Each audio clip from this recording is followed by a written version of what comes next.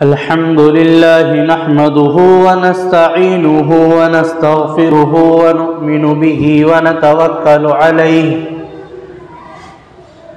ونعوذ بالله من شرور أنفسنا ومن سيئات أعمالنا من يهده الله فلا مضل له ومن يضلله فلا هادي له ونشهد أن لا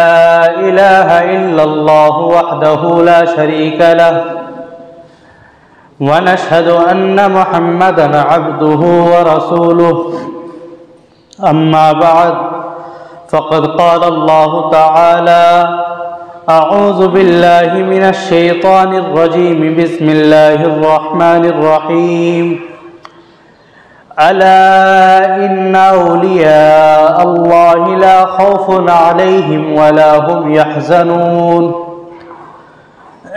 وقال الله تعالى اليوم أكملت عليكم نعمتي ورضيت لكم الإسلام دينا صدق الله العظيم۔ تشریف فرما میرے معزز بزرگوں اور عزیز نوجوانوں، اللہ رب العزت نے اس کائنات کے نظام کو بنایا اور اس کائنات کے نظام کو چلانے کے لیے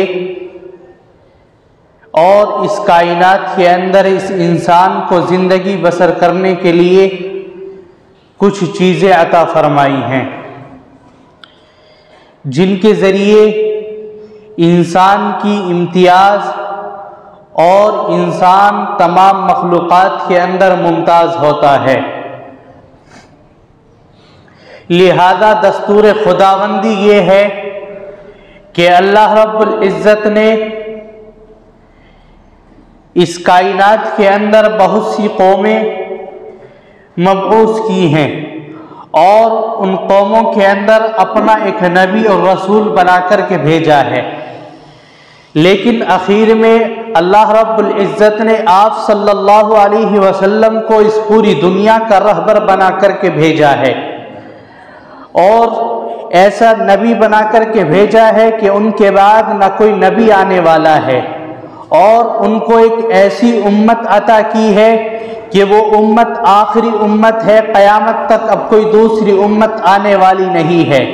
یہاں تک کہ اپنے اس نبی کو ایک ایسی کتاب دی ہے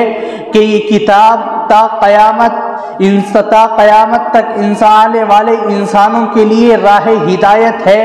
اب اس کے علاوہ اللہ کی کوئی کتاب، اللہ کا کوئی رسول، اللہ کی جانب سے کوئی صحیفہ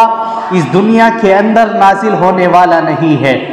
جو ذریعہ قرآن کریم کا، اللہ کے پیغام کا، اللہ کے احکام کا اس دنیا کے اندر آنے کا تھا، جس کو وحی کہا جاتا ہے،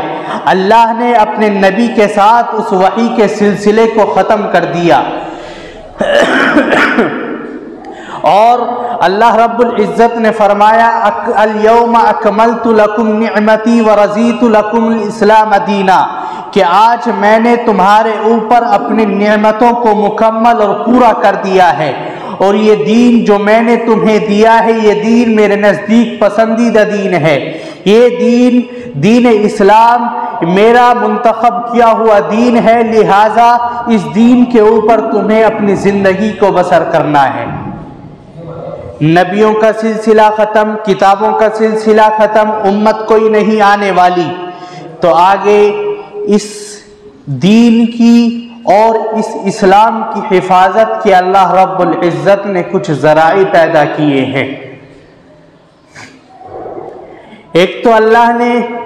ایک ایسی کتاب اس آخری امت کو دی ہے جس کتاب کے اندر کوئی شک و شبے کی گنجائش نہیں ہے۔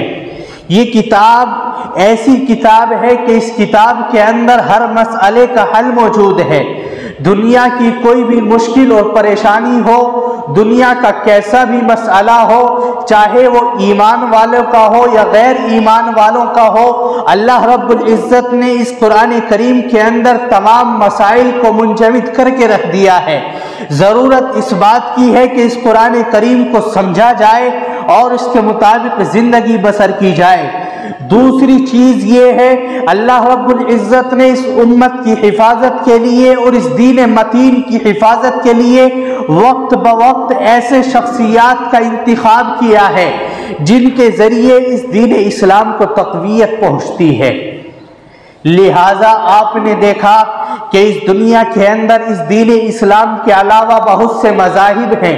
اور بہت سے لوگ ایسے ہیں کہ انہوں نے اپنا اپنا الگ الگ مذہب بنایا ہوا ہے، اپنا اپنا مسلک بنایا ہوا ہے، اس کے اوپر وہ عمل کرتے ہیں۔ لیکن آپ اندازہ لگائیے کہ اس دین اسلام کے اوپر جتنے حالات اور پریشانیاں آئی ہیں، مسلمانوں کے اوپر، اس دین کے ماننے والوں کے اوپر جیسے جیسے حالات آئے ہیں، اگر یہی حالات خدا نخواستہ کسی اور دوسری قوم کے اوپر یا کسی دوسرے مذہب کے اوپر آئے ہوئے ہوتے تو وہ کبھی کا ختم ہو چکا ہوتا۔ لیکن اسلام کی فطرت میں قدرت نے لچکتی ہے،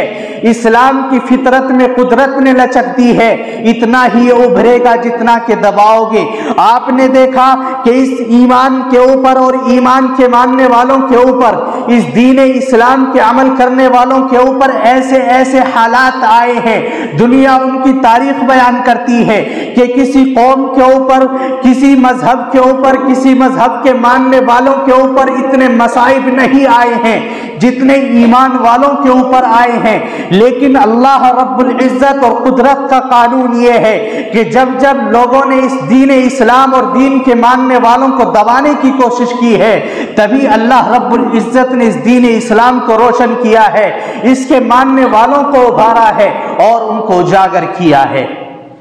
لہذا اللہ رب العزت نے اس امت کی حفاظت کے لیے اور اس دین اسلام کو سمجھانے کے لیے اپنی ایک کتاب نازل کی، اور تا قیامت اللہ رب العزت نے ایسی شخصیات کا انتخاب کیا جن کے ذریعے اس مذہب کی رہنمائی ہوتی رہے اور اس مذہب کو تقویت پہنچتی رہے۔ چنانچہ اللہ کے نبی صلی اللہ علیہ وسلم اس دنیا کے اندر آخری نبی بن کر کے آئے ہیں، اور اس کے بعد صحابہ کرام رضوان اللہ علیہ اجمعین، اور اس کے بعد تابعین اور تبع تابعین، ہر دور کے اندر اللہ نے ایسی شخصیات کا انتخاب کیا ہے۔ اس کے بعد اسلاف اور بزرگان دین کا ایک سلسلہ شروع ہوا ہے،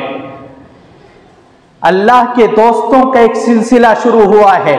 جن کو اللہ رب العزت اپنا دوست بنا کر کے پکارتے ہیں۔ الا ان اولیاء اللہ لا خوف علیہم ولا هم يحزنون۔ کچھ اللہ کے دوست ایسے ہیں نہ ان کے اوپر کسی قسم کا رنج اور غم اور خوف ہوتا ہے۔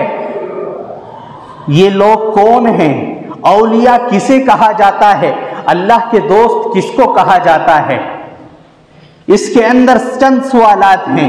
اللہ کے ولی کون ہیں اور ان کے اوپر غم اور خوف نہیں ہوتا، یہ کس قسم کا ہوتا ہے؟ اور دوسری بات کہ اللہ رب العزت اللہ والوں کو اس دنیا کے اندر اور آخرت کے اندر بشارتیں دیتا ہے، وہ بشارتیں کیسی ہیں اور کن لوگوں کو ملا کرتی ہے؟ اولیاء اللہ کے دوست، اللہ کا ولی بننے کے لیے انسان کے لیے ضروری ہے کہ وہ تقوی کو اپنائے، اخلاص والی زندگی گزارے، تب وہ انسان اللہ کا دوست بنتا ہے۔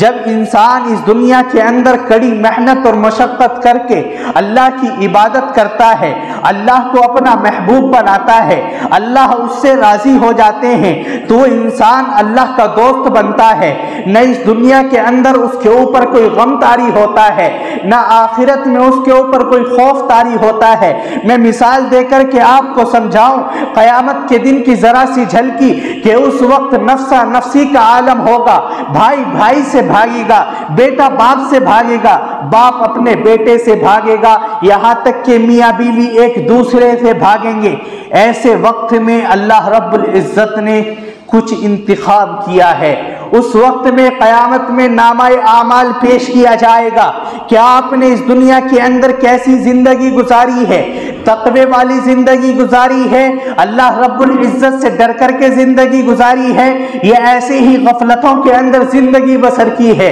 जिस तरीके से आपने देखा कि इस दुनिया के अंदर एक तालिब इल्म मेहनत करता है, रोज़ बरोज़ वो पढ़ता है, लेकिन एक वक्त आता है उसका इम्तिहान होता है और इम्तिहान होने के बाद उसको रिजल्ट दिया जाता है। अगर उसका रिजल्ट अच्छा है, अगर उसका रिजल्ट अच्छा है, उसने खूब मेहनत की है, इम्तिहान उसका अच्छा हुआ है, तो उसकी पोजीशन आती है, आला नंबरात से वो कामयाब होता है। और कामयाब होने के बाद वो अपना रिजल्ट लेकर अपने तक उसको महदूद नहीं रखता, बल्कि अपने भाइयों के अंदर, अपने पड़ोसियों के अंदर जहां तक हो सके उसको दिखाता है कि देखो मैंने किस कदर कामयाबी हासिल की है। वहीं दूसरी जानिब एक तालिब इल्म, उसने मेहनत न की हो और इम्तिहान अच्छे न दिए हो, उसका रिजल्ट अच्छा न आया हो, नंबरात उसके अच्छे न हो,